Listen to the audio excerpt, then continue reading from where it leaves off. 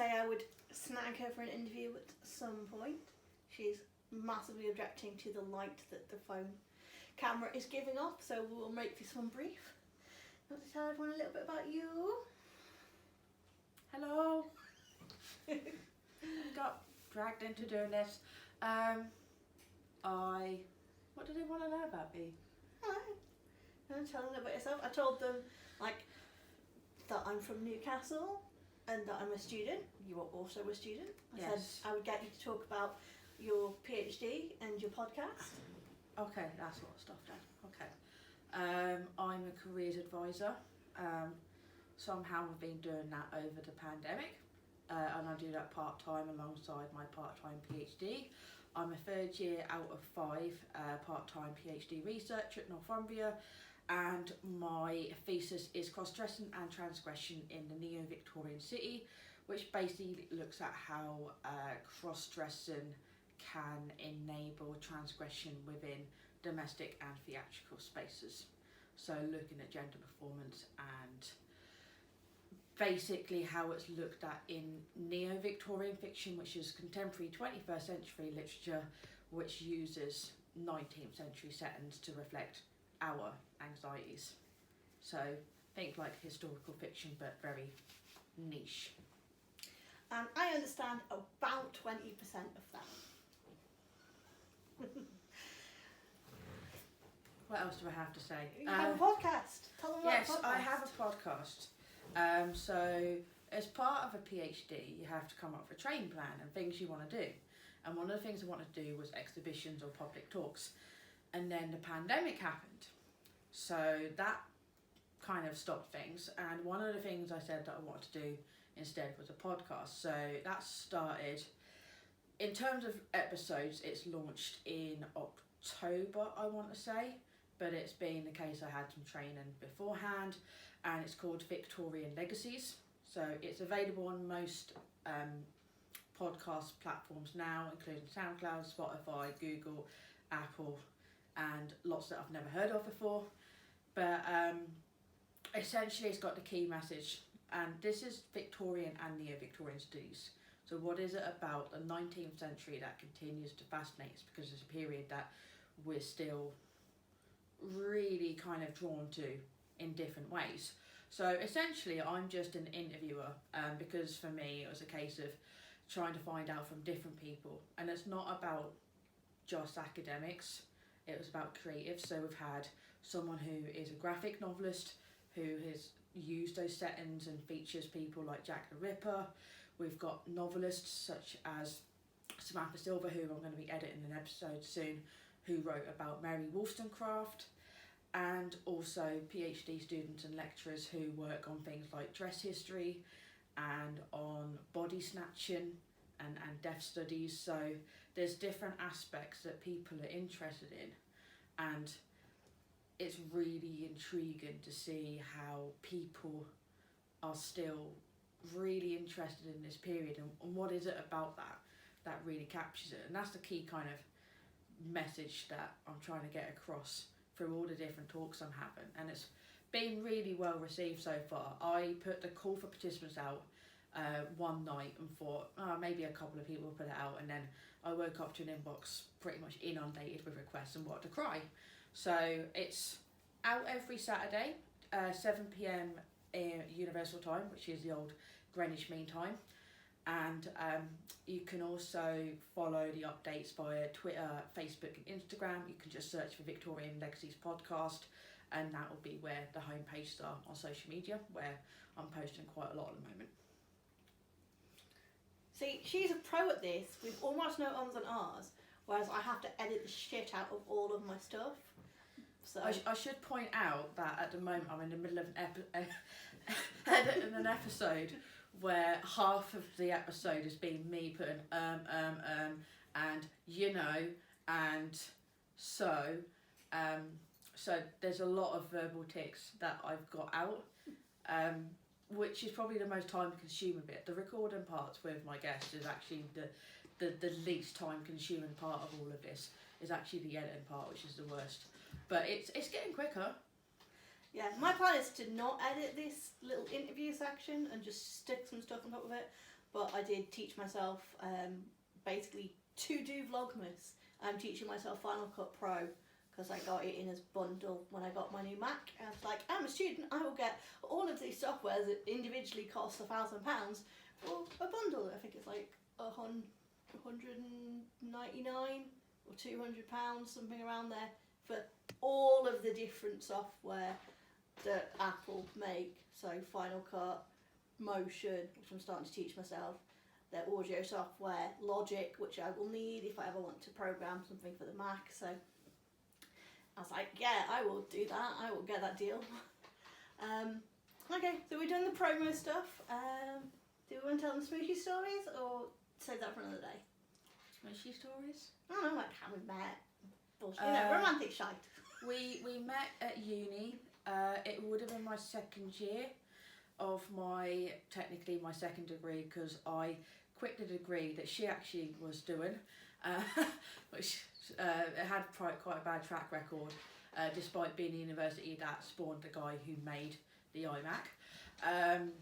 But I think I was the secretary at the time of the LGBT Society. I wasn't president until a year after.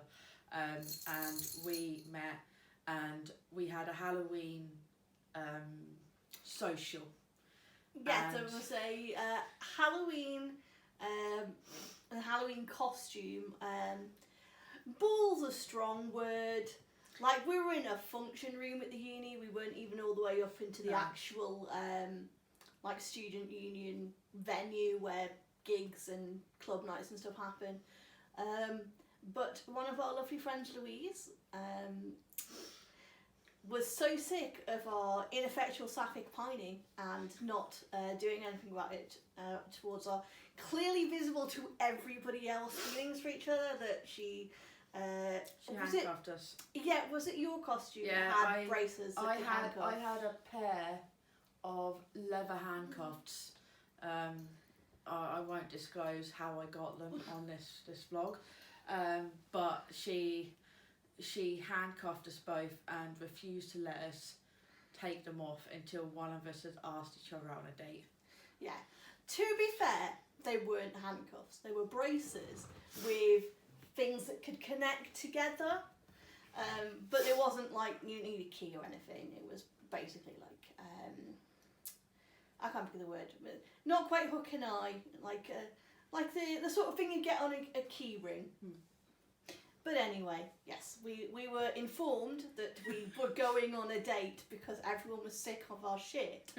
And so we went on a date, and, you know, after a little bit, we just, it ended up being a thing, and we're still here now after all of these years, despite cat drama and all sorts. So we got married. I only know the date because I put a photo of it, of our wedding cake, to talk about the little figurines. So it was 2001. No. So 11? This gets even worse every year. We got married on November the 1st, 2010. I knew that. I know this because my sister and her boyfriend were getting married in the same year. They chose to elope at Gretna Green, which meant that I was the only one having to have a ceremony with my overbearing parents. And also the fact that it's 11 years this year. And also because November the 1st is the day we got handcuffed together.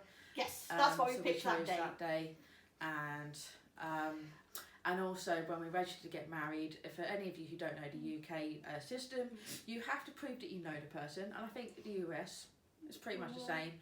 You have to tell people, like, basically what the other person's date of birth is. Someone who will be unnamed. Is bad with numbers and dates. Yeah, no. I mean, I was saying to someone, I was running a PGR, PhD student quiz last night, that I'm someone who remembers dates very well. I can recite the Kings and Queens of England pretty much verbatim. I was fuming in that meeting because they were looking at that and I was thinking, for God's sake, I cannot believe you cannot remember my birthday. And every year, she can't remember it. She uses Facebook to remember my birthday. Look, It's not that I don't know it, it's that I wasn't 100% sure, because I know that I'm bad at dates. Do you know the month that I'm born? No. I know it's one of 2 months, and they're next to each other, and they both begin with J, and every single year I have to check.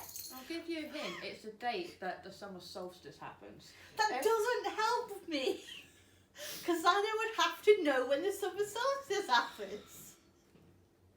I am bad with dates.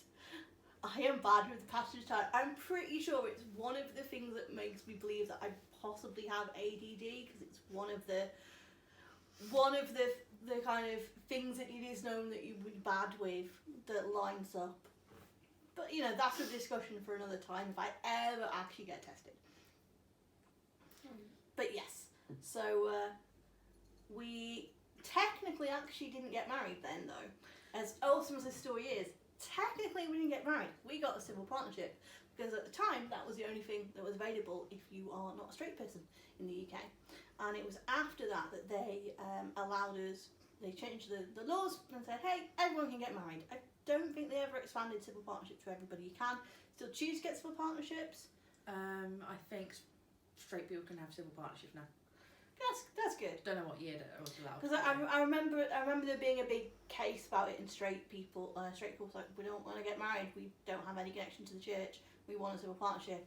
And if they're supposed to be exactly the same under the law, then why can't we have a civil partnership instead of a marriage? So there was like a dual test case, basically. Want to get like gay marriage and want to get straight civil partnership, but I never actually checked whether that second one went through. Anyway, technically, so it's around our 5th wedding anniversary, I think. This is a date that I don't know. I feel like either 2015 or 2016 that we converted. See, the facts that I remember are things like, it was the time that Crimson Peak came out, because for our anniversary date, because we always try and take the day off if we can both get it off, we didn't actually get the November 1st off, because that was a Sunday, and basically the paperwork we need to fill out is at the registry office. They're obviously normally busy on a weekend doing weddings. So in order to convert our civil partnership to a marriage, technically what we had to do was go in and meet the registry office and kind of say, yep, still want to be together. Yeah. But the actual process basically involved us signing paperwork that dissolved our civil partnership and then had us be married without like doing all the formal sort of wedding ceremony stuff. Just signing a bit of paper. Technically, for about 5 to 10 minutes, we weren't actually married anymore. Yes. And then we celebrate by going and watching Crimson Peak, which is why I know that it was around that time. So just a quirk of the law, but we and everyone, everyone that knows us treats us having been married since the original wedding ceremony. You don't care, do you? If it's not a fishy treat or a licky treat, it's nothing you care about. Yeah, those are the major smooshy stories. There's probably a bunch of stuff that way, but we are not the most. Did you tell them about the figures?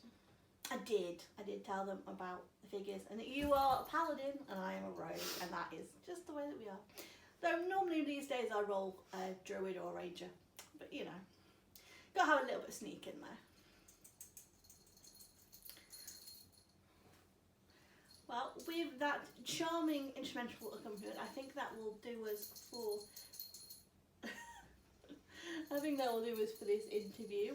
If anyone does have questions, I'm doing this vlog every day, so I could try and do some sort of follow-up, and you will probably see Emma in some more videos if I can steal her, even if it's just we're out and about doing stuff and it's a selfie thing. She's running off to see her parents next week, so I will probably be talking to you guys lots just to entertain myself as well.